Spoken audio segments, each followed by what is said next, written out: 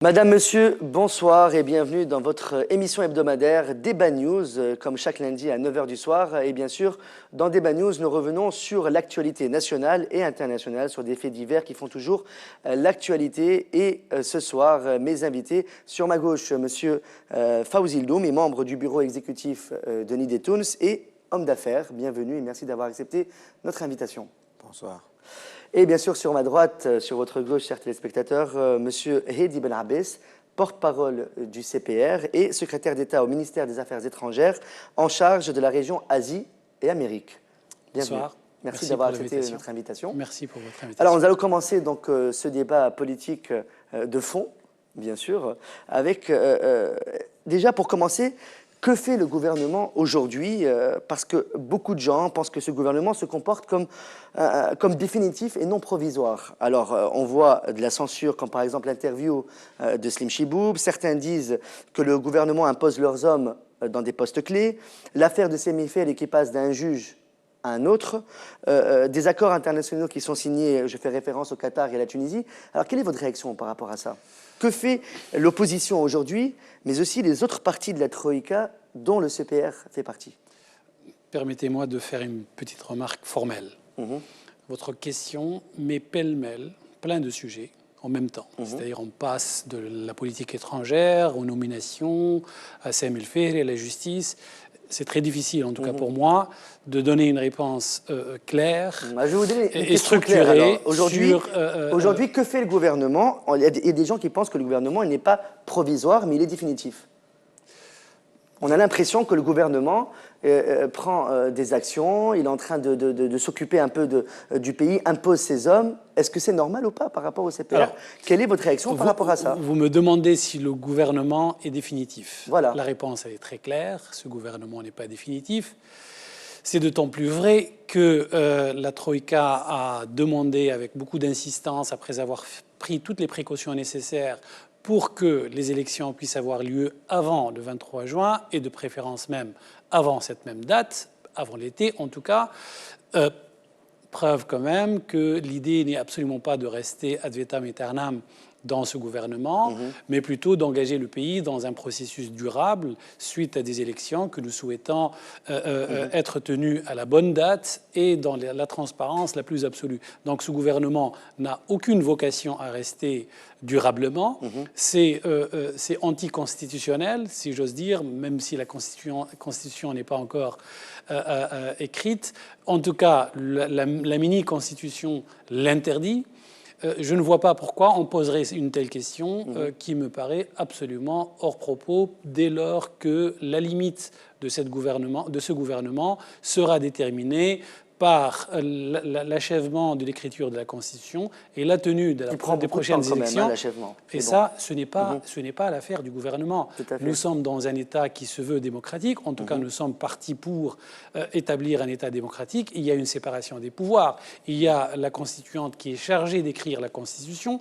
Mais de l'autre côté, le gouvernement doit gérer le pays pendant cette période de transition. Donc il n'y a aucun amalgame possible entre le gouvernement, ou l'action du gouvernement et l'action de la constituante, raison pour laquelle, d'ailleurs, vous le savez très bien, vous êtes au fait de tous les événements qui se passent en Tunisie, le Premier ministre, hier, a fait une déclaration appelant la constituante à accélérer la cadence pour qu'on puisse finir le travail législatif, finir le travail de l'écriture de la Constitution, afin qu'on puisse tenir les élections à la date prévue. Monsieur Fawzi.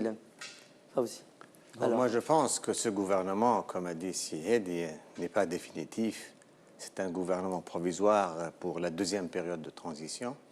Mais en fait, son comportement, c'est comme si c'était un gouvernement définitif. Il est en train de faire ce qu'on appelle des faits accomplis. Par exemple, il est rentré dans un programme de privatisation majeur, sans tenir compte des avis de personnes, pratiquement. Il est en train de mettre en place des personnes, d'infiltrer l'ensemble de l'administration en mettant ces gens partout et en éliminant toutes les personnes qui avaient un certain pouvoir dans l'administration. En fait, il est en train de préparer un agenda électoral futur pour pérenniser sa présence. Il n'est pas en train de régler les problèmes des Tunisiens. Je crois que c'est le dernier de ses soucis. Les objectifs de la révolution, ce que veulent les Tunisiens. Il est surtout omnubilé par les prochaines élections, il est aussi omnubilé comment pouvoir se positionner d'une manière définitive. Et d'ailleurs, beaucoup de membres de la Troïka ont dit « nous sommes là pour très longtemps et nous sommes là pour des dizaines d'années ».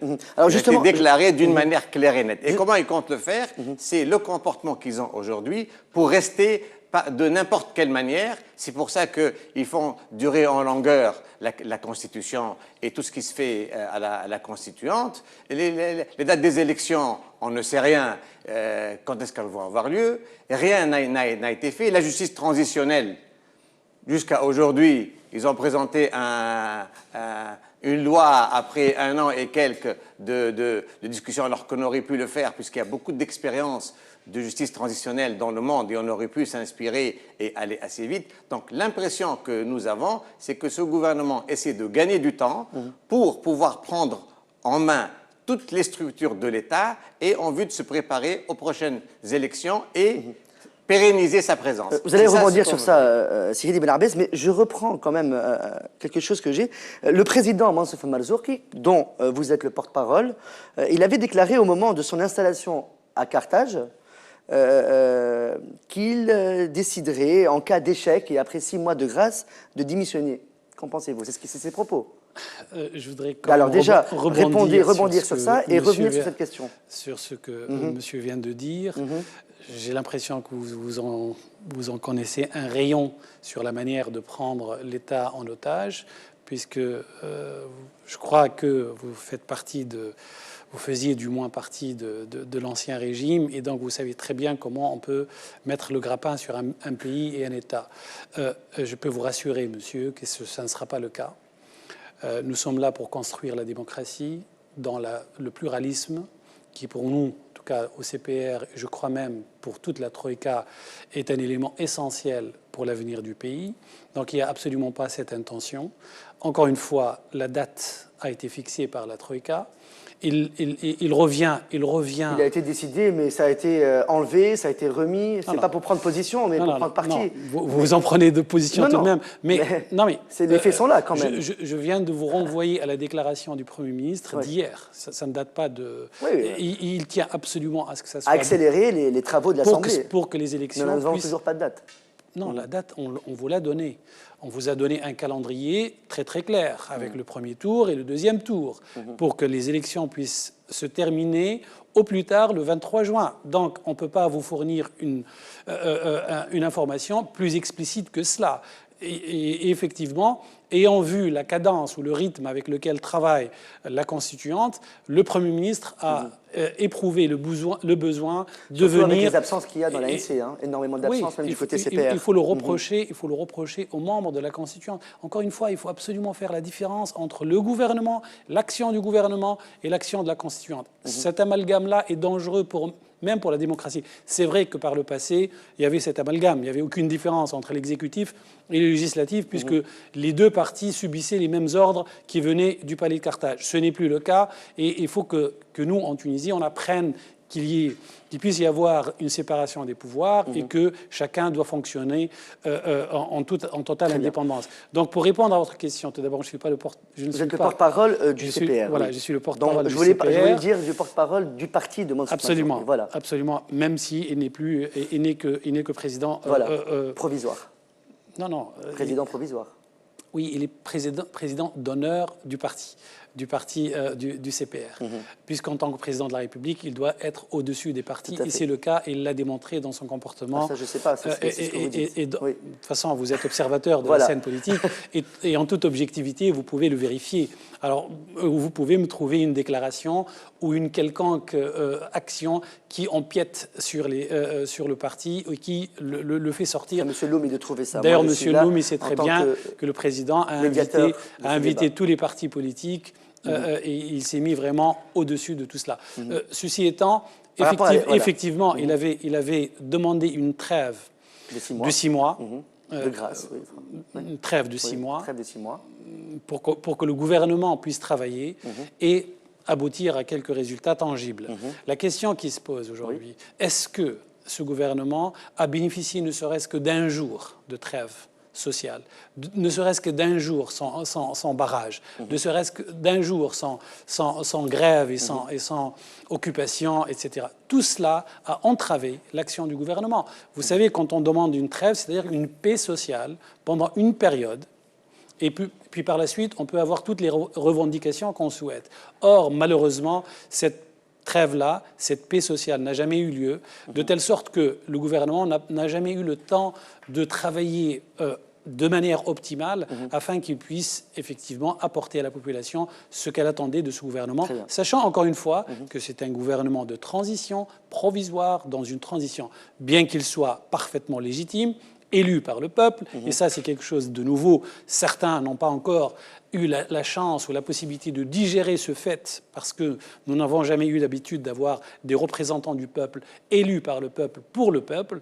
Ça c'est une nouvelle donne qui est difficile à accepter pour certains.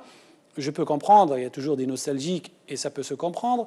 Et ça fait partie d'ailleurs du processus démocratique lui-même. Il faut qu'il y ait toujours des résistances parce que ce sont ces résistances-là qui nous permettent de savoir à quel point on a avancé sur le chemin de la démocratie. Donc la trêve n'a jamais eu lieu. Par conséquent, quand on n'a pas respecté un contrat moral passé entre la population et le président de la République, et en tout cas les forces vives de la nation, je n'accuse pas la population, mais les forces vives de la nation qui n'ont jamais essayé de contribuer à créer ce climat de paix sociale pour que la transition puisse se faire de manière normale. Réaction aussi, Monsieur Loum. Je voudrais revenir sur 2 points.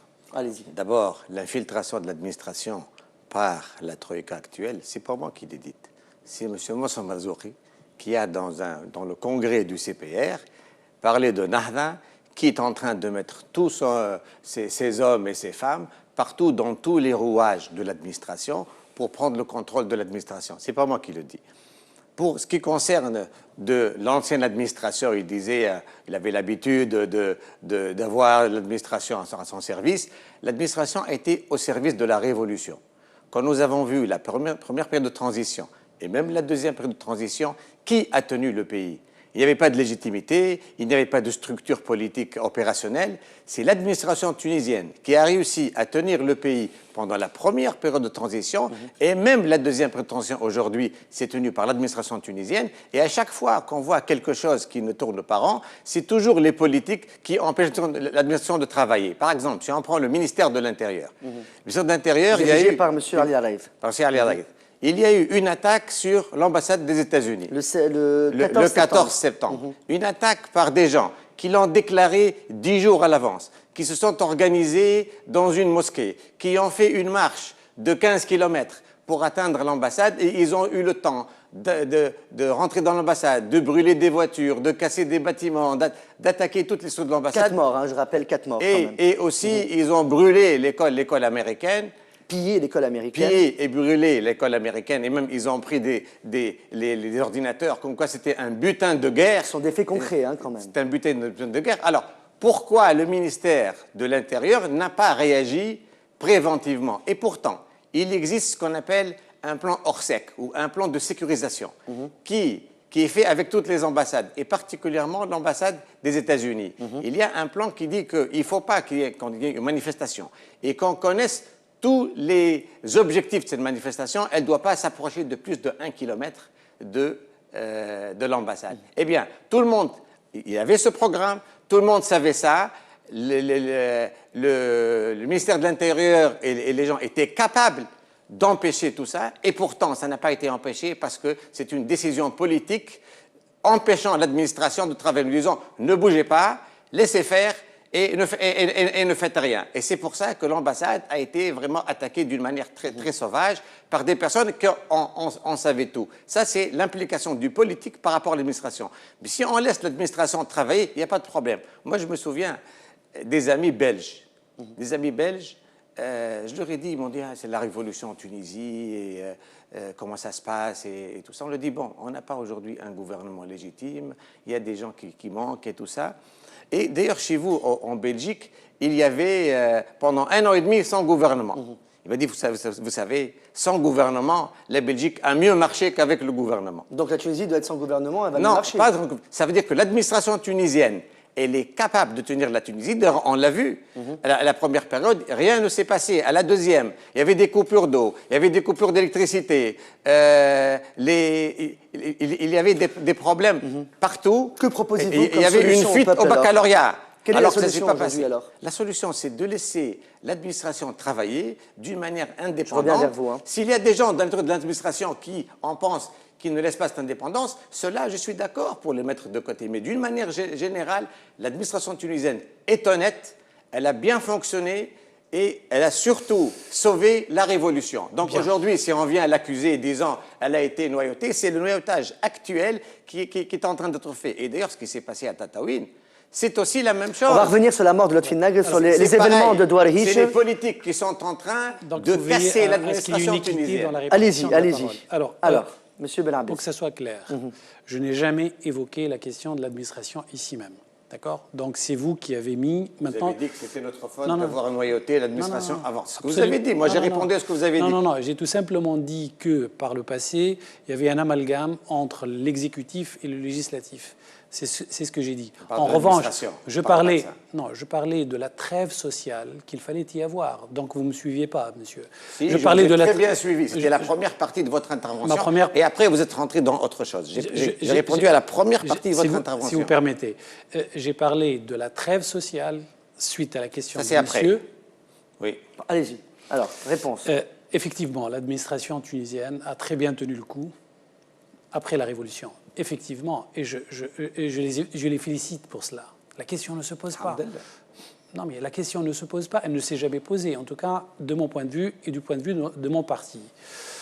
Je dis ça d'autant plus à l'aise que le CPR tient absolument à ce que l'administration soit complètement neutre, c'est-à-dire au service du peuple et non pas au service d'un quelconque parti. Ça, pour nous, c'est une ligne rouge, c'est un principe. Nous sommes au pouvoir depuis 1 an. Nous nous comptons parmi nos adhérents aucune nomination. Dans l'administration, aucune nomination.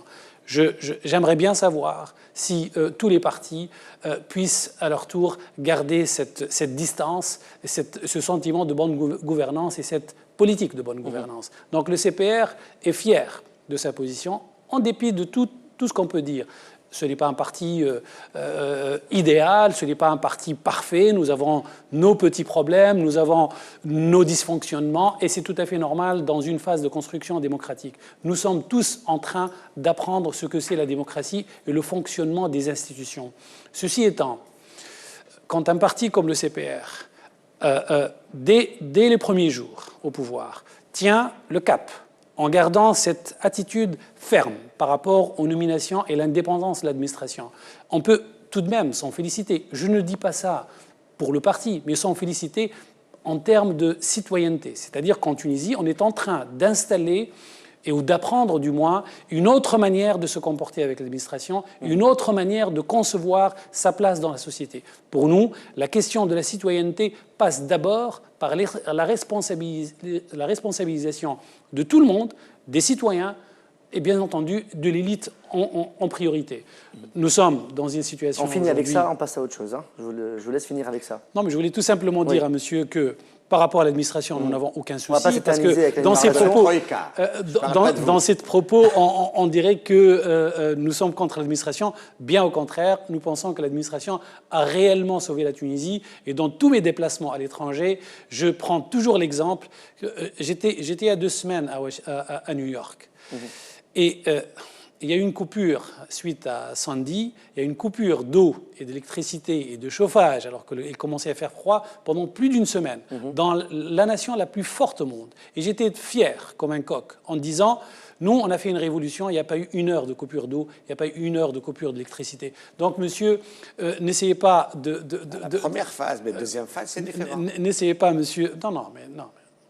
Monsieur, vous êtes solidaire de la Troïka, monsieur. Mais évidemment que je suis solidaire. Donc la Troïka, et le président Marzouki lui-même a dit que Nahda est en train de placer ces gens dans l'administration. Je viens de vous donner, monsieur... Elle a dit ça. Je sais ce que vous avez raison dans ce que vous dites. Je viens de mais vous je dire... parle de la Troïka. Voilà, je viens de vous dire quelle est notre attitude, quelle est notre politique. Nous sommes là pour veiller à l'indépendance des organes de l'État, et c'est très important. Pour nous, c'est fondamental. C'est comme ça qu'on construit une véritable démocratie. On est d'accord sur ça. Je reviens vers vous, vers le CPR, encore une fois. Donc, le CPR menace de quitter le gouvernement. On a vu, on a pu voir des déclarations à la presse, ça va, ça vient. Après, plus rien. On fait la taupe. Plus rien. On a vu Mohamed Abou qui menaçait de quitter la Troïka si on ne respectait pas certaines conditions. Alors, réellement, au sein du CPR, qu'est-ce qui se passe? Qu'est-ce que vous voulez réellement? C'est très simple, monsieur. Voilà, je vais vous dire des choses, mais vraiment le plus simplement possible. Vous savez, nous sommes dans une période de transition. Et cette période, elle est fondamentale pour l'avenir de la Tunisie. Nous sommes là pour construire des institutions démocratiques. Parce que sans les institutions démocratiques, il n'y aura pas d'avenir pour ce pays, ou alors l'avenir sera réellement sombre. Soit le retour vers l'ancien régime, c'est-à-dire la dictature, telle qu'on l'a vu, et il y en a beaucoup qui sont nostalgiques parce qu'ils veulent troquer leur liberté contre la pseudo-sécurité, parce que ce n'était pas la sécurité, comme disait Rousseau, même dans les cachots, on a ce sentiment de sécurité. Nous étions dans un cachot à ciel ouvert. Et nous ne voulons pas que la Tunisie revienne à cette situation-là. Nous voulons aller dans un autre mode de société. Ce mode de société se construit. Il se construit maintenant. Il se construit avec tous les Tunisiens, sans exception. Il se construit avec tous les Tunisiens. Alors pourquoi menacer de quitter la Troïka? Attendez, justement, sans exception. Au sujet. Donc, à partir de là, pour nous, le plus important, c'est quoi? Ce n'est pas le gouvernement, ce n'est pas les postes et les privilèges qui vont avec. Ce n'est pas ça notre priorité. Au CPR, notre priorité, c'est la construction démocratique pour le pays. Ça, c'est fondamental.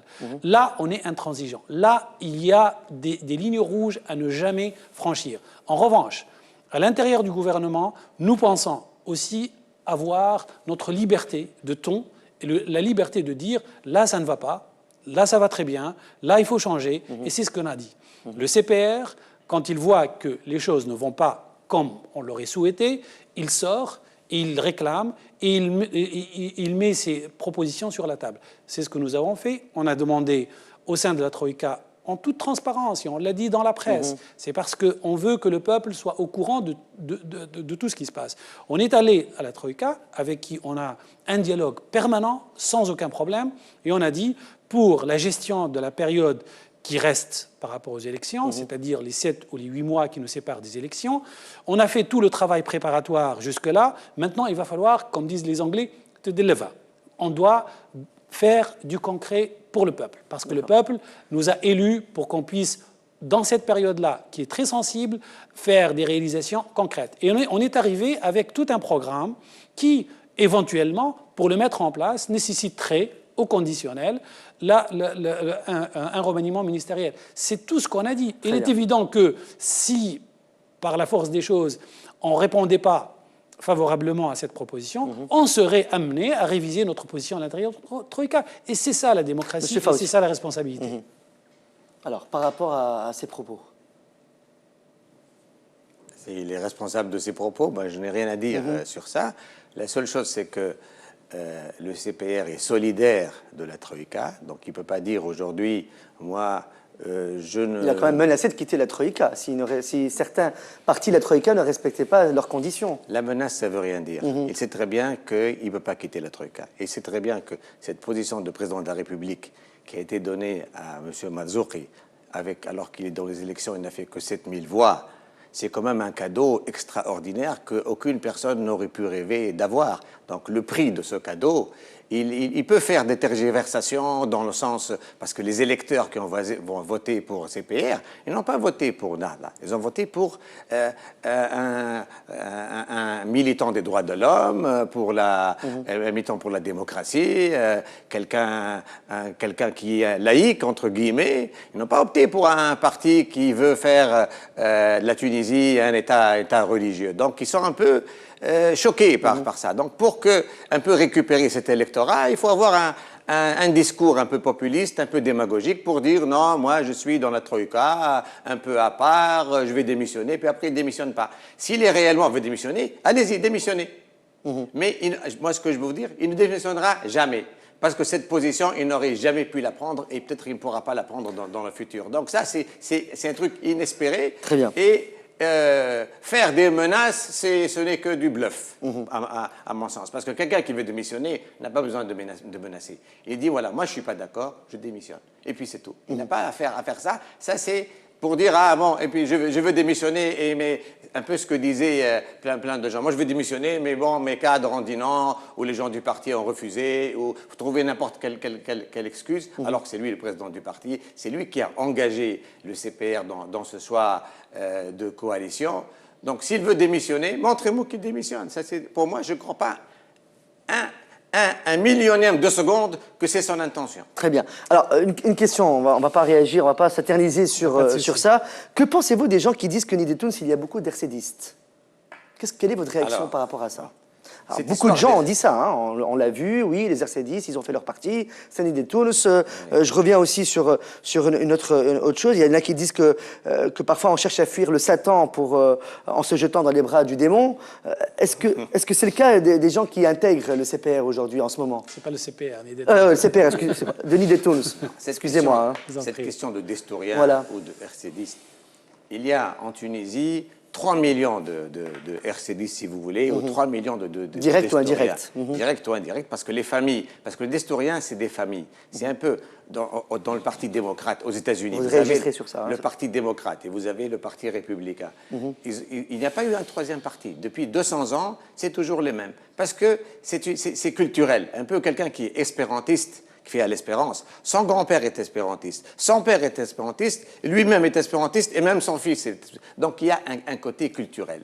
Et les destouriens, ça fait 80 ans que ça existe. Ils ont participé à la lutte nationale, ils ont obtenu l'indépendance avec tous les Tunisiens, ils n'étaient pas tout seuls. Ils ont construit la Tunisie moderne. Donc il y a tout un passé et toute une culture destourienne. Donc il y a une forte proportion de la population tunisienne destourienne que j'évalue entre 2 et 3 millions. Bon, ce que je veux dire de la politique, les destouriens sont aujourd'hui partout, dans tous les partis. Ils sont à Nahda, ils sont à CPR aussi. Ils sont à Nidetouns, mais ils sont partout. Parce qu'Abdelaziz Mzouri, l'autre jour, il nous a dit... c'est 50% de Abdelaziz Mzouri, l'autre jour, nous a dit il n'y a aucun RCDiste au parti Nidetouns.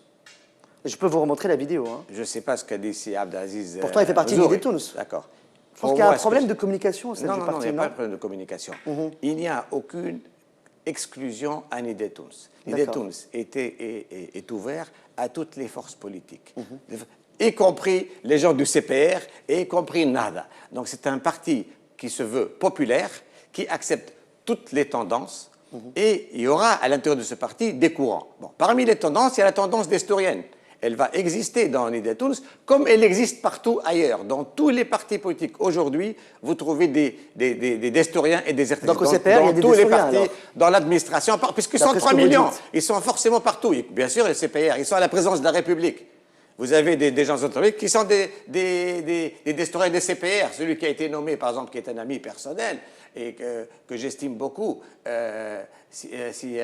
Chedel Ayari. C'est un destourien. Il a été poussé par le CPR pour être le gouverneur de la Banque centrale. C'est quelqu'un de grande capacité, c'est quelqu'un que j'estime beaucoup, et je crois que ce choix est un choix judicieux. C'est-à-dire que personne, on l'avait jamais mis dans l'administration, quelqu'un...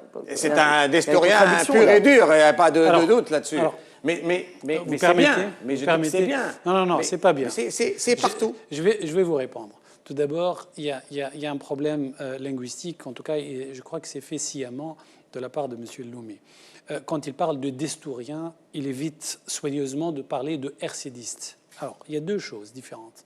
Parce que là, effectivement, on essaie de mettre ce paravent, ce cache-misère qui s'appelle le destour, parce qu'ils veulent capitaliser sur Bourguiba, ils veulent capitaliser sur le passé bourguibien pour avancer, masquer derrière ce masque-là, et effectivement, il se cache derrière tout cela toute une forêt d'RCDistes. Maintenant, s'il n'y a pas d'RCDistes à l'intérieur du Nidetouns, le problème ne se pose pas. Il ne devrait pas s'opposer au projet de loi que le CPR présente à la Constituante pour protéger le processus démocratique. Donc, s'il n'y a pas d'RCDistes à Nidetouns, tant mieux pour Nidetouns, que ça soit clair. Maintenant, ce n'est pas ma conviction. Je pense que le Nidetouns a fait un fonds de commerce de Bourguiba et du passé de Bourguiba, avec une pâle figure qui se veut être la copie, mais vraiment très transparente de Bourguiba. Et maintenant, on essaye de dire, voilà, ce sont les Destouriens et ce ne sont pas des RCDistes. Quant à M. Chedd El Ayari, que je respecte en tant que tel et en tant qu'expert, mais je corrige un peu l'information, la fausse information que vous venez de divulguer, à savoir que le CPR a voté contre. Monsieur, ne faites pas l'amalgame, encore une fois. Depuis le début de cette émission, j'essaie de vous dire, de faire attention, nous sommes dans une construction démocratique, il faut quand même l'intégrer, qu'il y a une séparation des pouvoirs. C'est-à-dire que même quand le président de la République et le CPR vous a donné une très bonne leçon de ce que ça veut dire l'indépendance des institutions, quand même le président de la République a approuvé effectivement la nomination de M. Chedd El Ayari, son parti a voté contre au sein de la Constituante. Ça, c'est le travail pédagogique que le CPR est en train de faire pour apprendre aux gens ce que ça veut dire l'autonomie et l'indépendance des institutions. Maintenant, vous dites qu'il y a 3 millions. Vous dites qu'il y a 3 millions de RCDistes dans le pays. Parce Destouriens, j'ai dit.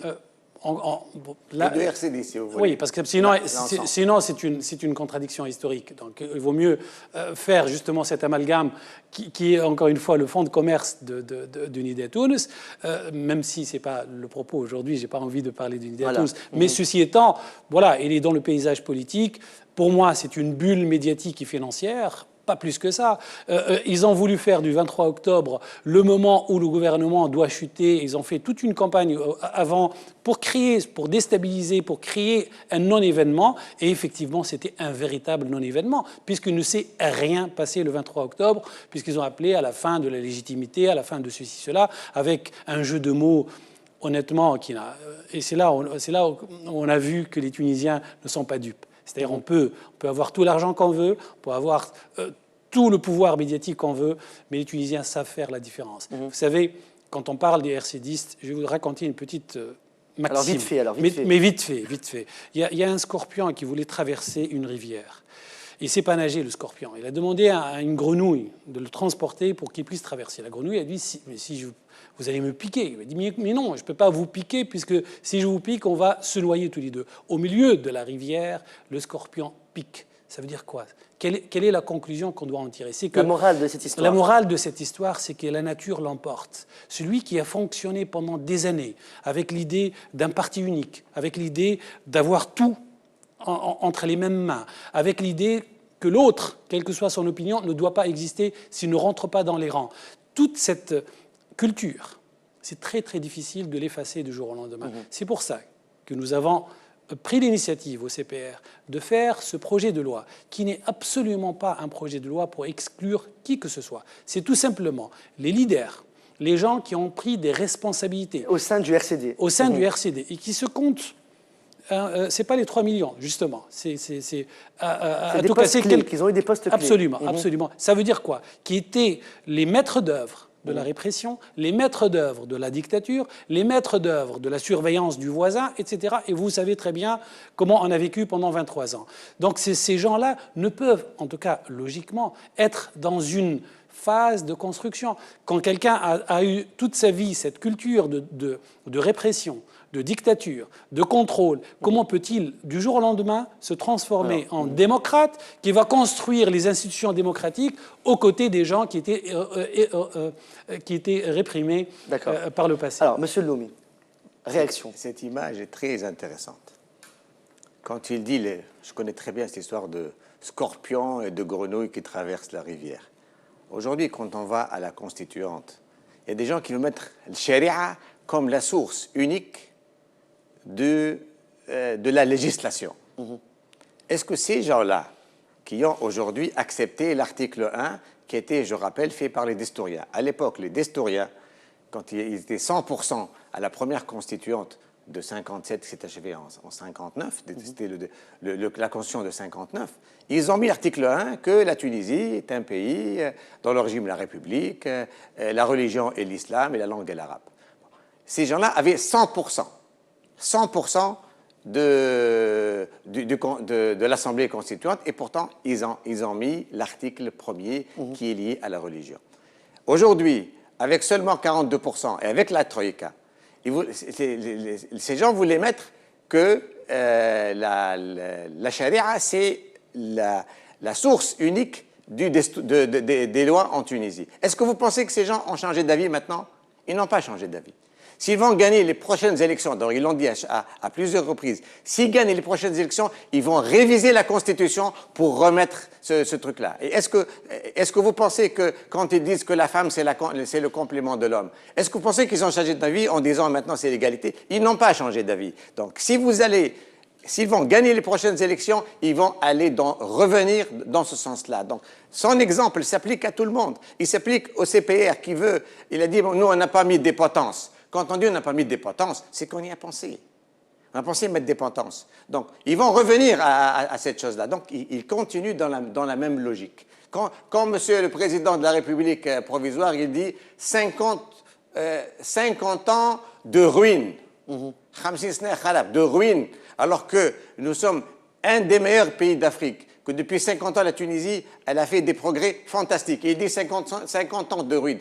C'est quoi? C'est de la démagogie, c'est du populisme, c'est quoi? Donc, toute l'argumentation qui est en train de développer tombe à l'eau. Et je voudrais revenir sur la dictature. Alors, vite fait, oui. Si on prend des exemples de pays qui ont fait la révolution, c'est pas parce qu'on a fait une révolution qu'on a après la démocratie. Parce que les nouveaux, d'abord, ce n'est pas ni le CPR, ni la Troïka n'a fait la révolution. C'est les Tunisiens, c'est les jeunes Tunisiens qui ont fait la révolution. Donc, ce n'est pas à eux ni de protéger la révolution, ni de dire « cela était mauvais et nous sommes les bons ». La révolution a été faite par tous les Tunisiens, et entre parenthèses, le RCD ne s'est pas opposé à la révolution. Si vous regardez d'autres pays comme le Yémen, comme la Syrie, comme la Libye... Là, je vous arrête, là. Vous me dites que le RCD ne s'est pas opposé à la révolution. Moi, j'y étais en Tunisie. Heureusement, merci Dieu que j'étais là le 14 janvier. Il n'y a pas eu d'opposition. Attendez, excusez-moi, avant que le président ne s'enfuit, le RCD a déclaré victoire, que le président allait revenir, pip, avec les voitures et tout, juste la veille. C'est combien de personnes? C'est combien? Là, je suis désolé de prendre parti quand même. Hein. Non, c'est 1000 personnes, oui. 2000 personnes qui ont dit ils font partie du RCD quand même. Non, ce n'est pas... Regardez le Yémen, ce qui se passe. Regardez la Syrie, ce qui se passe. Regardez en Libye, ce qui s'est passé. Quand vous voyez ce qui s'est passé, ça n'a rien à voir avec la Tunisie. C'est normal, ce sont des pays qui sont totalement différents. Ça peut pas être pareil. Non, ça veut dire le parti Baath, Fissouria, regarde ce qu'il est en train de faire. Le parti de Yémen, regardez ce qu'il a fait pendant que le président de Yémen était menacé. Regardez ce qu'ils ont fait, les manifestations et les contre-manifestations. Mais si on revient aux révolutions, si on prend 4 révolutions hyper connues, la Révolution française, qu'est-ce qui s'est passé après? C'est une nouvelle dictature avec Napoléon. La Révolution russe, c'est pas les tsars qui sont revenus, c'est une dictature par les bolcheviks. La révolution plus proche de nous, iranienne, c'est devenu une dictature après. Et donc les révolutions ne génèrent... Donc, la révolution russe, les révolutions... Ils sont tous venus, les 3 exemples de la cité sont revenus à la dictature. Donc on doit revenir à la dictature? Non, parce qu'ils ont fait l'exclusion. Parce qu'ils ont exclu. Ce qu'ils ont fait, ils ont exclu les anciens et... ils ont laissé les nouveaux qui ont remis une nouvelle dictature. Bon, maintenant, on peut dire pour la Tunisie, il y a eu des élections. Je peux vous donner un autre exemple. Hitler, il est arrivé par des élections. On peut partager un tout petit peu. Après, il a mis la dictature. Donc, aujourd'hui, les gens qui veulent faire cette discussion vont aller dans la dictature. Franchement, cette démonstration, M. Loumi, c'est... En tout cas, intellectuellement, c'est grave ce que vous dites. C'est vraiment grave. C'est juste. Non, mais si votre mode de pensée est encore dans cet archétype-là, c'est vraiment grave. Et vous êtes en train de donner des motifs d'inquiétude par rapport aux RCDistes qui ne changent pas. C'est malheureux, effectivement. La dictature peut rebondir, peut revenir quand on tient des discours... C'est vous qui allez la faire, la dictature. Si on continue à tenir un tel discours. Vous savez très bien que les révolutions... Je peux vous citer des dizaines, à commencer par toute l'Amérique latine, qui a su se débarrasser de la révolution sans qu'il y ait un retour de bâton ou retour de manivelle avec des dictatures nouvelles. Vous le savez très bien parce que c'est tout récent. L'Europe de l'Est a su se débarrasser, elle aussi, de sa dictature en se débarrassant... Sans exclusion. En se débarrassant aussi des criminels et en se débarrassant aussi des figures du communisme le plus dur et le plus absolu. Combien de personnes? Justement, nous, on cible... 47 personnes en Roumanie. Attendez. attendez. Ce n'est pas 200 000 personnes comme vous voulez le faire. Mais attendez, monsieur. Non, je suis en train respectez un peu. Je vous ai écouté. Vous voyez? D'accord. Je vous ai écouté presque religieusement. Je vous écoute même si vos propos religieusement. même si vos propos étaient truffés de non-sens et de contre-vérité. Pour vous donner au moins. Je ne suis pas d'accord. Je vais vous donner un exemple. Quand vous dites, vous savez, vous faites de la politique maintenant. Et quand on fait de la politique, il faut savoir ce qu'on raconte. On ne fait jamais de procès d'intention, même à votre pire ennemi, parce que ça peut se retourner contre vous-même. Quand vous dites... Vite fait, on va revenir quand même sur... non, mais justement, il dit, oui, monsieur, que charia, ils vont revenir à la charia. Oui, répondez à ça. Bon, ça, c'est le premier procès d'intention. Deuxièmement, ils vont réviser la Constitution. Vous savez très bien que dans la Constitution, elle ne sera jamais ou pas révisée avant 5 ans. Déjà. Pour vous dire, pour donner... Voilà. Ils le feront après 5 ans. Non, mais... C'est à la société de se protéger. C'est au peuple tunisien de savoir ce qu'il veut. Si, par hasard, le peuple tunisien sera majoritaire un jour pour vouloir un tel ou un tel régime, c'est ça la démocratie, monsieur. Nous n'avons qu'à lutter et à nous opposer par rapport à n'importe quelle idée qui ne nous convient pas. Ça sera programme contre programme, projet de société contre projet de société. Et ce n'est pas en menaçant et en brandissant ce genre de fantasme qui est pour faire peur qu'on va pouvoir dire aux gens, voilà, vous risquez d'avoir le retour de la charia, vous risquez d'avoir le retour de la dictature, par conséquent, gardez ce que vous aviez. C'est ça un peu en filigrane, en tout cas, l'idée que vous essayez d'avancer. Mais c'est pas comme ça qu'on construit la démocratie. Monsieur, c'est pas comme ça qu'on construit la démocratie. On construit la démocratie sur la pluralité et le respect de l'autre, quelle que soit l'opinion de l'autre. Il faut le respecter. La seule chose, c'est qu'il faut qu'on mette en place tous les mécanismes pour protéger cette démocratie.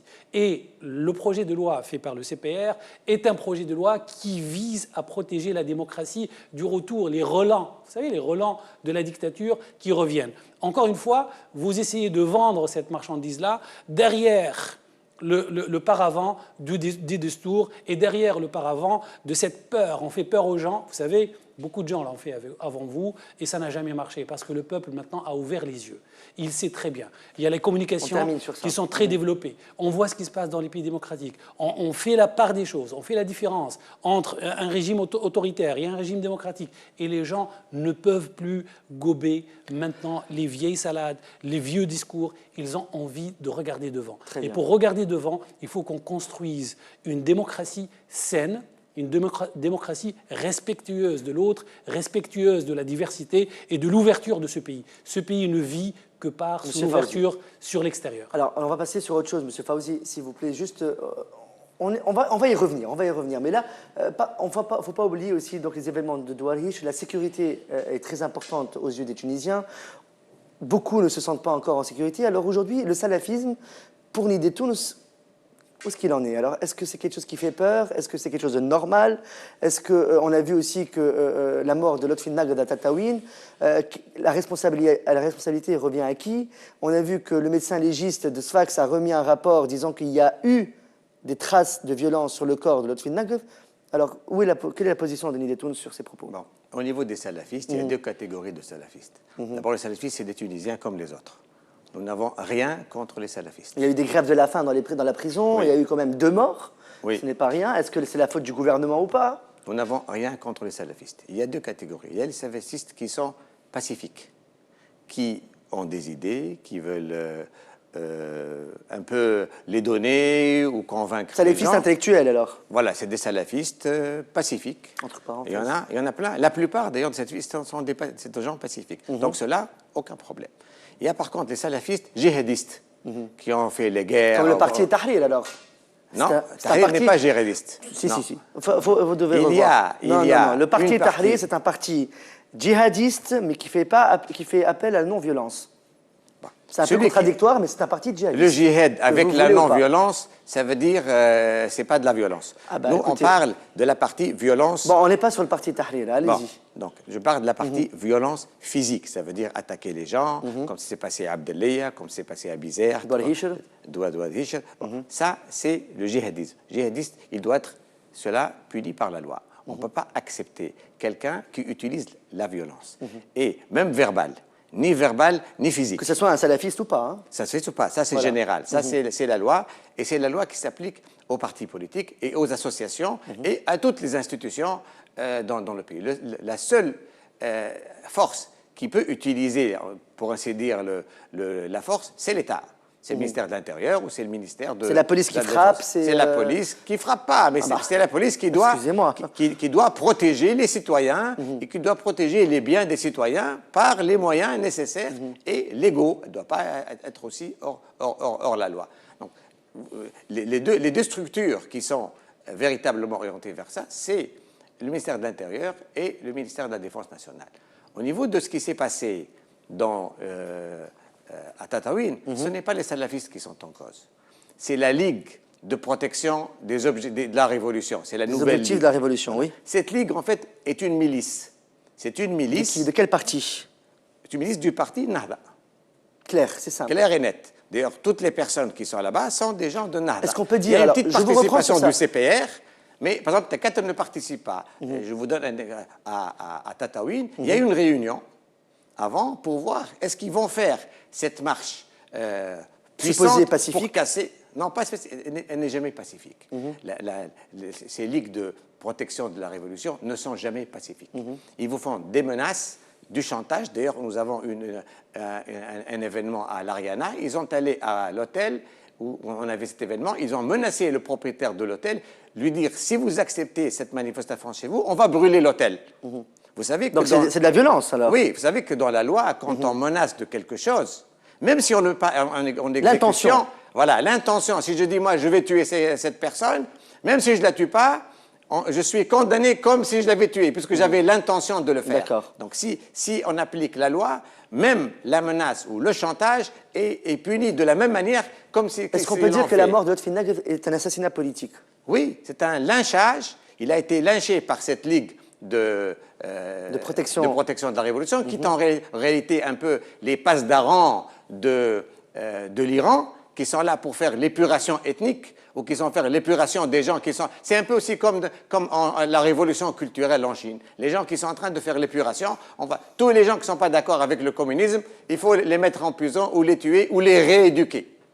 Donc ça, c'est ça la Ligue de la protection. Et c'est celle-là qui est la plus dangereuse. Mais les salafistes sont une minorité et ne sont pas, à mon avis, dangereux et ils sont en train d'être utilisés médiatiquement. Mais moi, je dis que le salafisme non djihadiste n'est pas un problème. Par contre, le salafisme djihadiste, il faut le régler par la loi. Monsieur Benarès. Alors, pour gagner un peu de temps, je suis d'accord sur le... Il ne reste plus beaucoup de temps, d'ailleurs. Oui, je suis d'accord sur le volet salafiste, sur le descriptif que monsieur vient de faire. En revanche, sur le malheureux incident... Oui, ça c'est quelque chose... Qui est coordinateur régional de Nidé. Ça, c'est grave. Ça, c'est grave. C'est une mort. Et c'est une mort en temps de... Simon Soumazouk a une bonne position à ce niveau-là, c'est une mort, s'il vous plaît.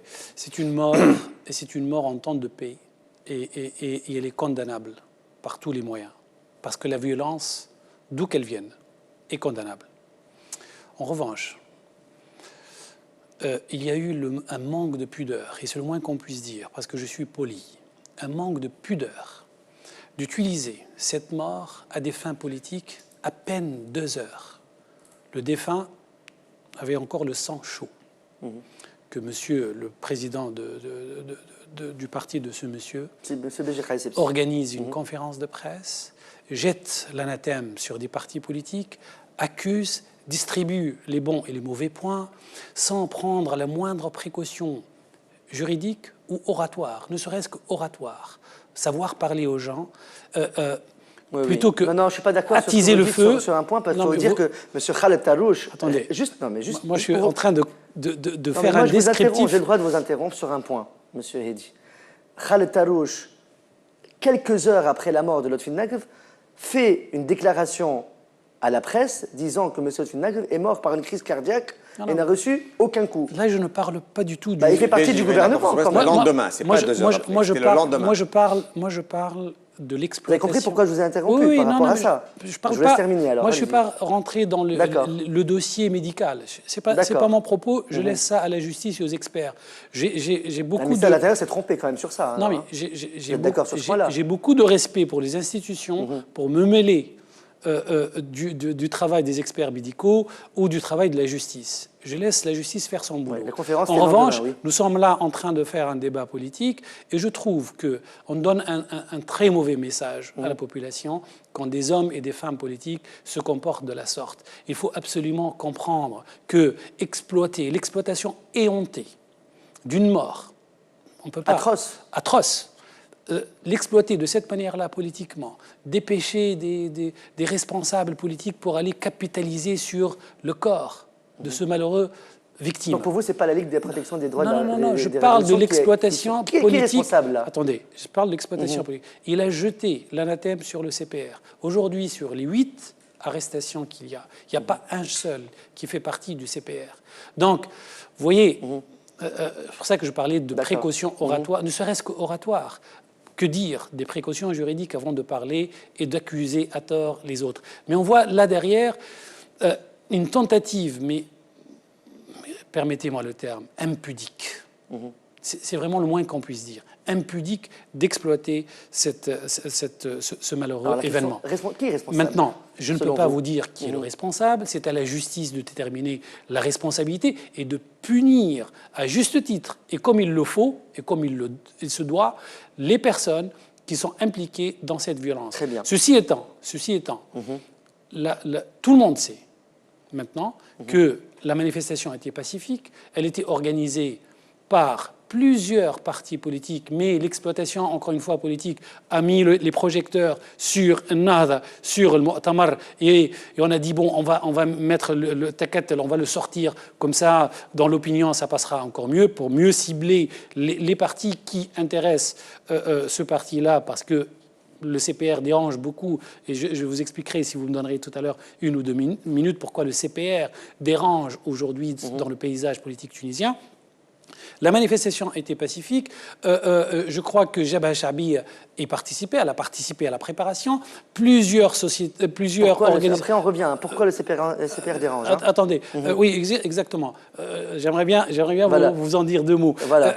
Et donc, il y avait plusieurs associations qui ont participé à la manifestation. Et on a très bien vu comment elle s'est déroulée, jusqu'à ce qu'elle est arrivée devant le siège de l'Ittihad Falahin, et comment les cocktails Molotov ont plu sur eux, et évidemment cette forme de violence a entraîné une autre forme de violence. Et les 2 violences, la violence et la contre-violence, sont condamnables, au même titre condamnables. Et il faut que la justice soit ferme là-dessus pour que notre pays puisse entrer dans une phase de respect de la manifestation et de respect de la contre-manifestation, s'il y a une contre-manifestation, mais toujours dans la paix et toujours avec l'application la plus ferme de la loi. Donc il n'y a pas de problème par rapport à cela.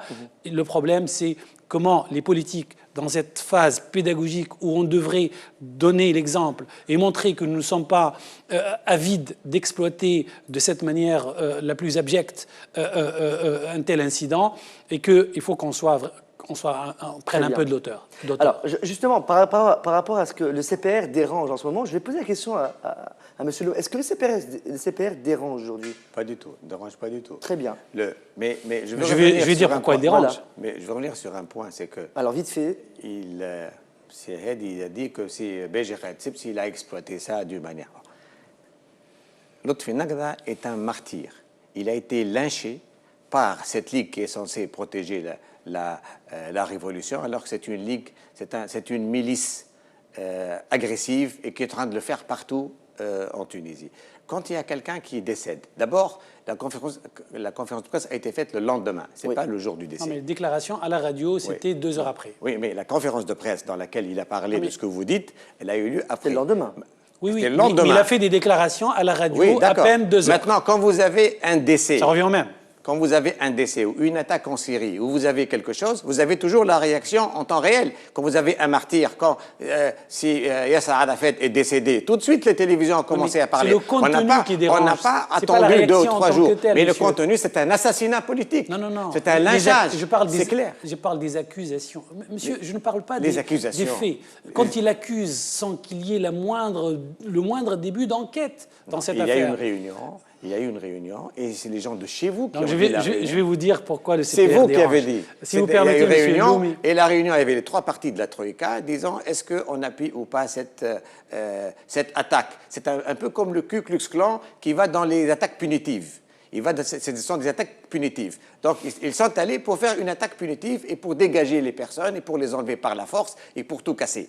Et c'était loin d'être quelque chose de pacifique. Et les gens de la Ligue, d'ailleurs, le disent. Nous ne sommes pas des gens pacifiques. Nous sommes des gens, nous avons utilisé tous les moyens pour faire du nettoyage ethnique. Donc, quand il y a une accusation contre des partis qui se sont réunis, parce qu'ils sont réunis, est-ce qu'on n'appuie pas? Nahda et CPR ont appuyé. Peut-être le CPR du bout des lèvres, je ne dis pas non. Mais Takat a dit non, parce que CPR, il n'a pas de monde. Il n'y a personne de CPR qui va aller participer. Par contre, la Ligue, ils ont des gens. Il n'y a personne de chez eux parce qu'ils n'ont personne. Il n'y a pas personne de chez eux parce qu'ils ont des gens. Oui, pourquoi le CPR dérange, justement. Bon. Mais vous me dites aujourd'hui, est-ce que le CPR dérange? Non. Le CPR est un parti qui a explosé en trois. Est-ce que je peux C'est-à-dire, on termine qui a explosé en trois. Vous avez l'OFS, c'est Abdelraouf Ayadi qui est sorti avec tout un groupe. Vous avez Sita Al-Hamil qui est sorti avec tout un groupe. Vous avez Omziet, c'est tout un groupe. Vous avez des gens qui sont là. Donc le CPR, pour nous, c'est même pas un parti. Ben, c'est un mélange de personnes qui, des fois, s'entendent, des fois ne s'entendent pas. Mais bon, ils ont des gens qui sont bien. Si Hedi Ben Abbas, moi je vous apprécie, je pense que vous avez une longue expérience. Il a été maître de conférence au Canada, il a été professeur à Marseille. Donc c'était quelqu'un que je respecte, il n'y a pas de problème. Mais quand il y a quelqu'un qui a une agressivité primaire et agressivité pure, comme certaines personnes du CPR, je ne peux pas m'empêcher d'être un peu choqué par le comportement. Ce n'est pas le sien. Et beaucoup de gens du CPR sont très, très agressifs au-delà du raisonnable. Si vous voulez bien. Alors, en quelques minutes, hein, en quelques minutes, mais vraiment économique, justement. Oui, très rapidement. Très rapidement. Si pour vous, le CPR n'existe pas... n'existe pas. Ou c'est négligeable. Il n'est pas un parti. Vous avez dit que ce n'est pas un parti. Bon, si le CPR n'est pas un parti... Il n'a pas de programme, il n'a pas de... S'il vous plaît. J'aimerais bien connaître le problème de l'idée par exemple. S'il vous plaît. Parce que je ne le connais pas encore. Si le CPR n'est pas un parti, laissez-le tranquille.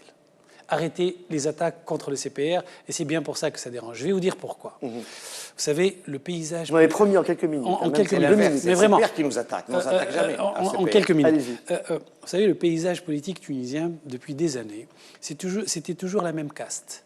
Les mêmes personnes, des mêmes villes, des mêmes régions, de la même catégorie sociale, qui monopolisaient tout dans le pays. Le pouvoir économique, le pouvoir politique, le pouvoir médiatique, la belle villa, et même le meilleur poisson était pour eux. Et tout d'un coup, le 23 octobre, le peuple a dit « ça suffit ».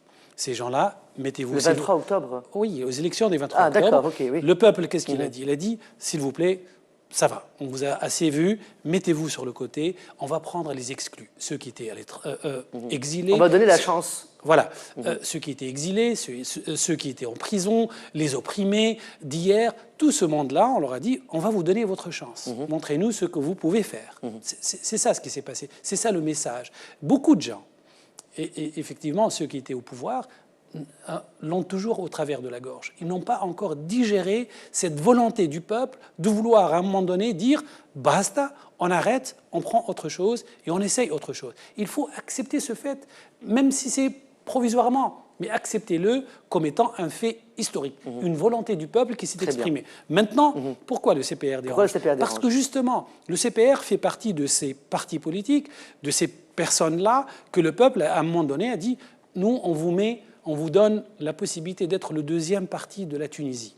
On vous met en position d'être le deuxième parti de la Tunisie, et c'est le deuxième parti de la Tunisie, c'est bien pour ça qu'il y a eu un président de la République, et ce n'est pas, comme vous avez dit, 7000 voix, c'est le deuxième parti politique, et c'est en termes de parti que l'exécutif a été distribué. Et ce n'est pas en termes de personnes, monsieur, c'est le b.a.-ba de la politique, c'est le b.a.-ba... Il n'a pas été élu par le peuple. Attendez. Il ne représente pas le peuple. Mais c'est le peuple qui est représenté dans la constituante. La constituante, c'est quoi? Si vous ne pensez pas que les élections sont faites pour qu'il y ait des représentants du peuple, c'est ça la démocratie. Ce n'est pas 12 millions qui vont gouverner, ça c'est autre chose. C'est un autre système qui n'existe pas. Nous pensons que le système qui est peut-être pas parfait, mais en tout cas, c'est le système dont le monde entier reconnaît les vertus. C'est la démocratie et c'est la représentation démocratique. La représentation. Vous êtes pour un système parlementaire? Non, non, non. Le peuple a élu des représentants, lesquels représentants ont élu un président. Point à la ligne, dont acte. Pour quel système vous êtes alors? Nous sommes pour un système mixte. Nous sommes pour un exécutif avec un équilibre au sein de l'exécutif. Donc le CPR, pourquoi il dérange? Ah ben on revient sur la question. Ben oui, parce que j'aimerais bien quand même finir alors, cette idée. 2 minutes. Hein. 2 minutes. Okay. Aujourd'hui, le CPR, c'est quoi? C'est un parti qui a toujours été ferme sur ses propres principes, à savoir l'état civil, contrairement à ce qu'a dit M. Elloumi, l'état civil, la parité homme-femme, l'égalité en droit et en devoir, l'égalité totale en droit et en devoir entre les hommes et les femmes, les libertés individuelles et collectives, la séparation des pouvoirs, la liberté de la presse, la liberté de croyance, la liberté de créer. Voilà le CPR. Et le CPR défendra ces principes-là contre vents et marées. Et c'est ça notre projet, et c'est ça le projet qu'on veut faire. Alors pourquoi le CPR dérange? Parce qu'il se situe justement sur... Quand vous regardez l'échiquier politique, vous faites une analyse de science politique de la situation. Vous allez vous constatez rapidement qu'on essaye aujourd'hui de polariser la vie politique, en ayant Nahda d'un côté et Nida Tounes de l'autre. Alors que ce n'est pas ça la vie politique. La démocratie commence par le chiffre 3.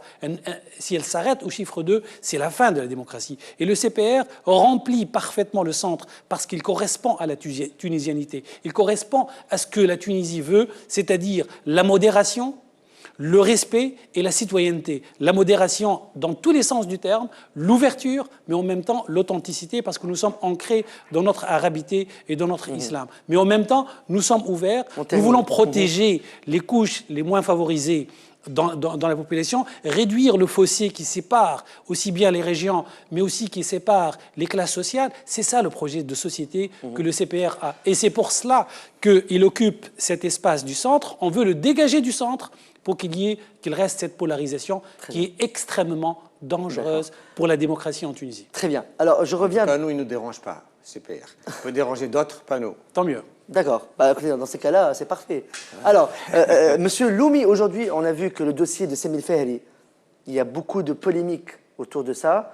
Il est passé d'un juge à un autre, supposé, on a dit que quelqu'un a dit que la juge a été corrompue, donc elle a eu peur, elle a dit je vais donner ça à mon collègue, à notre juge. Semil Fehri, ça fait à peu près 89 jours qu'il est aujourd'hui en prison, en détention provisoire, en attente de son procès. Aujourd'hui, quelle est votre position par rapport à ça, par rapport à ce dossier? Bon, moi je ne veux pas rentrer dans la justice ou le procès ou le contenu de ce procès, c'est juste la forme qui peut m'intéresser. Si on se dit que Semil Fehri a fait des malversations, si Semil Fehri a un dossier chargé sur tel ou tel sujet, ça, je ne peux pas donner un avis parce que je ne suis pas dans le secret des dieux. Par contre, ce que je peux dire, pourquoi depuis la révolution du 14 janvier 2011, rien ne s'est passé? Il a travaillé pendant tout le temps. Il a fait une chaîne de télévision. Il a reçu beaucoup de ministres. Il reçoit tous les ministres, il reçoit tous les gens. Du gouvernement. Après les élections du 23 octobre, ça a continué comme si de rien n'était. Et puis, d'un seul coup, au mois d'août ou début septembre, enfin je ne sais pas, c'était au mois d'août, on le met en prison. Pourquoi ça a été mis en prison en août et pourquoi pas, depuis 1 an et demi, rien ne s'est passé? Ça, c'est une question qu'on doit se poser. Qui reste floue. Qui reste flou. Est-ce que ce n'est pas une vengeance politique, même si le dossier peut exister? Moi, je n'en sais rien. Je ne peux pas dire s'il y a ou pas de dossier, s'il a fait quelque chose de malversation. Ça, c'est à la justice de le dire et à son dossier. Ça, je ne sais pas. Mais par contre, ce que je sais, c'est que découvrir d'un seul coup, comme ça, que celui-là, ça fait 2 ans, on ne l'a pas vu et maintenant on va le mettre en prison, c'est le moins qu'on puisse dire problématique et douteux. Il y a un doute. Il y a un hic. Il y a une justice à 2 vitesses où il y a des gens qui ont des dossiers et puis en fonction de la manipulation, on sort celui-là ou on sort celui-là. Un jeu de cartes, quoi. Et voilà, il y a un jeu de cartes. Chacun, et d'ailleurs tout le monde le dit, on me le dit même à moi-même, ils sont en train de construire des dossiers sur tout le monde. Et celui qui n'est pas dans les règles, celui qui ne suit pas le bon mouvement, on lui sort le dossier. Peut-être c'était le moment pour Sam El-Fadi de lui sortir. Ils ont préparé le dossier depuis avant et ils l'ont sorti à ce moment-là. Au moment opportun. Le moment opportun, parce qu'il a commencé à prendre des libertés ou à faire des critiques anormales. Justement, oui, la liberté, c'est une liberté de la presse quand même, non? Voilà, parce qu'il y a des gens qui ne le sont pas. Est-ce qu'il y a des conditions à la liberté de la presse? Est-ce qu'il y a des lignes rouges à ne pas dépasser? Apparemment, oui. La liberté de la presse vos propos. en Tunisie aujourd'hui, si vous êtes conforme à la ligne directrice, vous êtes libre. De quelle ligne directrice? Du gouvernement? La directrice de la Troïka. De la Troïka, d'accord. Si vous êtes conforme à la ligne directrice de la Troïka, vous êtes bien, quel que soit votre passé, on vous accepte, on vous met à... C'est comme celui de Même si Saber. votre passé est sale, vous êtes propre. Comme celui de Saber, malgré un passé problématique, ils l'ont mis à Saber, ils ont voulu l'imposer. Si maintenant, vous prenez la liberté et vous essayez d'être libre comme des gens qui ont des télévisions, on menace les sponsors. Par exemple, il y a eu une télévision comme le Hiwal, par exemple, et qui n'est pas dans la ligne voulue, et elle avait des sponsors, ils lui ont téléphoné. On boycotte, quoi. Ils lui ont dit, écoutez, nous avons reçu des menaces, nous sommes obligés de retirer nos marchés parce qu'on ne peut pas travailler avec vous, vous n'êtes pas dans les bonnes grâces et dans la bonne lignée. Le CPR. Non, je ne dis pas CPR. Non, mais c'est pour donner la parole à M. Hérédi. Voilà. CPR. Heureusement, parce que sinon vous allez aggraver votre cas. Non, mais je retiens tout de même la première moitié de la réponse de M. Elloumi qui était intéressante. Je me suis dit, tiens, l'émission l'a déjà fait progresser et c'est tant mieux. Comme quoi, le dialogue fait toujours progresser. Quand il a dit « je ne me mêle pas de justice parce que je ne connais pas le dossier », jusque-là, c'était une attitude pour moi digne. Et je trouve ça respectueux. Il aurait dû... Cependant... Vous auriez dû rester là. Parce qu'après, vous êtes rentré dans les procès d'intention. Et ça, juridiquement... c'est des questions que je pose. Oui, mais... C'est des questions que je pose. Oui, mais voilà, bon, vous m'avez compris, en tout cas. Je pense, là aussi, sur le dossier de M. El-Fehri, il faut laisser la justice faire son boulot. Il faut vraiment mais là, elle ne fait pas son boulot. Attendez. Ça fait 89 jours qu'il est en prison. Attendez. Pas déconner. Il faut vous savez, toute personne est innocente tant qu'on n'a pas prouvé sa culpabilité. Personne est présumée innocente tant qu'on n'a pas prouvé sa culpabilité. D'accord. Quand monsieur dit... Mais attendez, pourquoi après 2 ans? Justement, depuis... Non. Je vais vous la raconter. Non, mais peut-être celle de la grenouille et non. Non. Après. Celle de la destruction de la maison à Libya. Oui. C'est quoi ça, la destruction à Libya? Vous permettez que je puisse finir quand même la réponse par rapport à votre question. C'est que le procès, on nous a dit, on tient des dossiers, etc., et que pourquoi depuis 2 ans, on n'a rien fait. Je crois savoir qu'on ne peut pas dire d'emblée prendre quelqu'un et le mettre en prison tant qu'on n'a pas un dossier constitué. Il faut avoir suffisamment de preuves, suffisamment d'éléments à charge pour qu'on puisse constituer un dossier et que ce dossier puisse être recevable par un juge d'instruction. On nous a reproché tant de fois oui, vous attrapez des gens dans la rue qui faisaient des troubles et vous les relâchez 2 heures après ou 2 jours après. Et à ce moment-là, on n'a pas dit, bah oui, parce que la justice est indépendante, parce que le juge d'instruction, s'il n'a pas suffisamment d'éléments à charge, il relâche. C'est ça l'état de droit. Aujourd'hui, on nous dit le contraire. Pourquoi vous retenez certains salafistes ou autres qui ont fait des actes de violence, maintenant tout le monde est devenu défenseur des salafistes tout d'un coup. C'est extraordinaire. Mais il faut savoir tout simplement que dans les deux cas, la justice est indépendante. C'est elle qui décide qui doit rester en prison et qui doit être libéré. Alors, si on ne respecte 89 pas... jours, pourquoi il n'a pas eu son procès tout de suite? Pourquoi attendre? Il y a certainement... C'est-à-dire des recherches, tout ça? Il y a des instructions qui sont en train de... Il y a suffisamment de quoi le garder. D'accord qu'il y a une polémique autour de ça, quand même, en ce moment. Qu'il y ait une polémique, c'est tout à fait normal dans une démocratie. Jadis, il n'y avait pas de polémique. Est-ce que ça touche à la liberté d'expression et à la liberté de la presse? Non, de toute façon, je ne crois pas. Et de toute manière, si c'était une question de liberté d'expression, le CPR aurait été le premier à s'insurger contre. Il n'en est pas question. Le qalabs ou les guignols dont il était question, pour nous, c'était une bouffée de liberté de plus. Ils ont poussé la marge de liberté un peu plus loin, et c'est tant mieux. Et c'est tant mieux. Il faut qu'il y ait des qalabs et encore des qalabs à ne plus en finir. Dans toutes les télés. En tout cas, dans toutes les télés, s'il le faut. Seulement, La liberté veut aussi dire responsabilité. Quand on est libre, ça veut dire que je sais à quel point je dois m'arrêter si j'empiète sur la liberté de l'autre. C'est ça l'apprentissage qu'on doit est-ce que la faire. liberté de la presse a des limites aujourd'hui? Est-ce qu'il faut des limites? Est-ce qu'il y a des lignes rouges Justement, ce à ne que pas je dépasser? constate, pour avoir vécu pendant 30 ans dans une démocratie, je peux vous assurer, et vous le savez très bien, parce que vous voyagez et vous lisez, et vous savez comment ça se passe dans les autres pays, je peux vous assurer, et monsieur aussi, vous le savez, que le degré de liberté que nous avons aujourd'hui, il faut le maintenir et le renforcer. Je ne veux pas dire qu'il faut que ça régresse. Le degré de liberté d'expression que nous avons aujourd'hui, on ne l'a pas dans les pays occidentaux. Vous savez, vous ouvrez n'importe quel journal, aujourd'hui, vous avez de quoi faire des dizaines de procès, de diffamation, de mensonges, de contre-vérité, et pourtant, avez-vous vu un seul journal poursuivi pour les mensonges proférés? Oui. Aucun. Avez-vous un seul organe de presse qui a été menacé dans sa liberté? Aucun. Dal Saber, quand même, ils ont quand même eu un petit Alors, peu de là, il y a un problème. Là, il y a un problème de nomination. Ça n'a rien à voir avec la liberté. Imposé quand même. Enfin, il faut faire la différence entre la nomination, on peut la contester, et moi-même je la conteste, et la liberté d'expression en tant que telle. Est-ce que la liberté d'expression en tant que telle est menacée? Je dis aujourd'hui, et vous l'enregistrez, clairement non, elle n'est pas menacée. En revanche, on doit être toujours vigilant, quel que soit le parti ou le gouvernement, la liberté est une construction. Progressivement, on peut vous l'enlever. Vous vous rappelez, entre 87 et 89, il y avait un semblant de liberté en Tunisie. Mais ce semblant de liberté nous a été retiré immédiatement après, dès les premières élections. Donc, il faut que toute la Tunisie, sans exception, soit extrêmement vigilante pour maintenir notre liberté d'expression et la renforcer, seulement la renforcer avec le respect de l'autre, le respect de la règle démocratique, et on doit respecter l'opinion de l'autre, quelle que soit cette opinion, et protéger notre démocratie du mieux qu'on peut. Monsieur Lomi. Je voulais vous donner un exemple. Le propriétaire de cette chaîne possède une maison à Kelibia. Très belle maison, c'est un véritable palais. Il y a 459 arrêtés de destruction de maisons qui ont été construites sans autorisation ou partiellement sans autorisation. Le propriétaire de cette chaîne, il a sorti un message de soutien à Samir Fehd.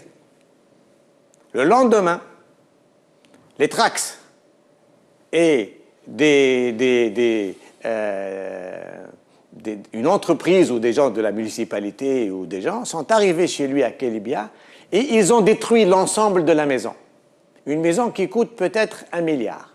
Elle a été détruite.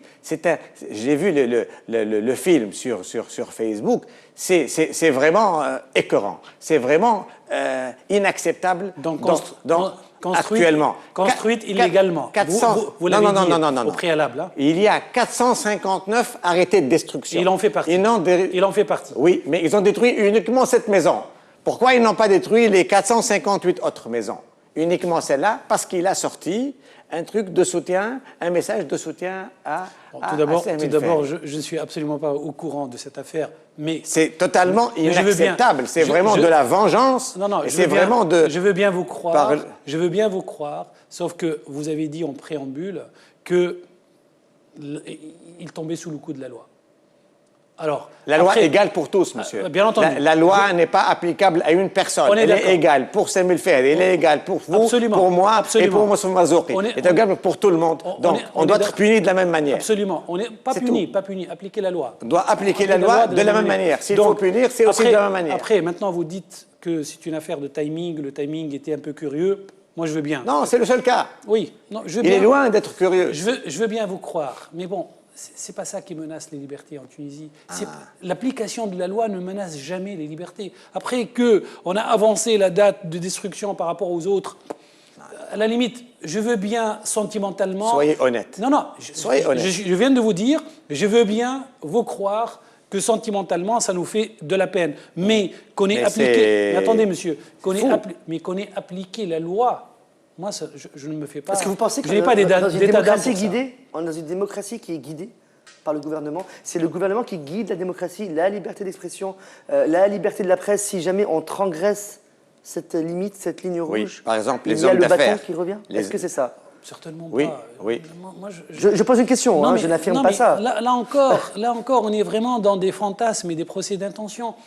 Moi, je veux bien qu'on m'amène des exemples où on a dit à quelqu'un, votre liberté est menacée aujourd'hui. On vous a dit, non, aujourd'hui, vous ne pouvez pas parler. Vous n'avez pas le droit de vous organiser, vous n'avez pas le droit de faire une réunion, vous n'avez pas le droit de constituer une association, faire un parti politique. Tout cela est fini. Et justement, nous devons tous être extrêmement vigilants et travailler pour que ça ne revienne pas. Ah, et si ça doit ce n'est pas revenir... fini, ça. Attendez. Non, mais jusque-là, La Ligue nous de jouissons. protection de la Révolution a dit « J'empêcherai toute réunion de Nida Tunis, quel que soit l'endroit en Tunisie Non, mais là... ». C'est quoi ça? La Ligue, si elle a dit ça, Oui. elle ne représente pas l'État, monsieur. Mais encore une fois... Il faut la dissoudre, alors. Mais attendez, si elle menace des partis politiques, il faut la dissoudre. Voilà la réponse. Voilà le schéma. La violence voilà verbale, le schéma, la violence schéma physique, classique. il faut la dissoudre. Voilà le schéma classique de la dictature. Quand on ne pense pas pareil, il faut détruire. Donc, vous ne pensez pas comme nous, il faut qu'on vous élimine. Ça, c'est pas bien. Qu'on utilise la violence. Ça, la violence, on est d'accord. Le Front National en France avait utilisé la violence, On est il a d'accord, été dissous. monsieur. On utilise de la violence dans une association, il faut qu'elle soit dissoute. Monsieur. C'est clair et net. Monsieur, si on commence C'est la loi. si on commence comme ça, au bout de quelques mois, il n'existera plus rien. Si à chaque fois quelqu'un fait un dépassement, on le dissout, on l'élimine, on l'annihile. Un dépassement. Non, mais S'il fait 2, s'il attendez. fait 10, s'il fait 20, s'il fait 50. Moi, je parle du process et d'attitude et de comportement. Quand on est dans une démocratie, encore une fois, on respecte l'autre et on applique la loi. C'est l'application de la loi. Très bien. Et celui qui a commis des violences doit être puni. La question ne se pose On pas. va terminer, Mais de là, de profiter d'un acte de violence pour annihiler, écraser, éliminer, ça c'est très dangereux. Parce qu'aujourd'hui, c'est pour un acte de violence, demain, ça sera pour une parole mal interprétée. Et ça c'est très grave. Donc la démocratie... Nous sommes dans une démocratie Attendez, maintenant. on est en train de construire une démocratie, monsieur. Est-ce que nous sommes dans une démocratie? Nous sommes partis... Dans une lueur, peut-être? Non, je non, demande, non. je- Si nous sommes dans une démocratie, Mais monsieur- il ne faut pas qu'il y ait d'exclusion politique. Bien entendu. Sinon, on n'est pas dans Mais une monsieur, démocratie. Si nous ne l'étions pas, on ne serait pas, vous et moi et monsieur, en train de discuter avec autant D'accord, de c'est un liberté. débat, oui.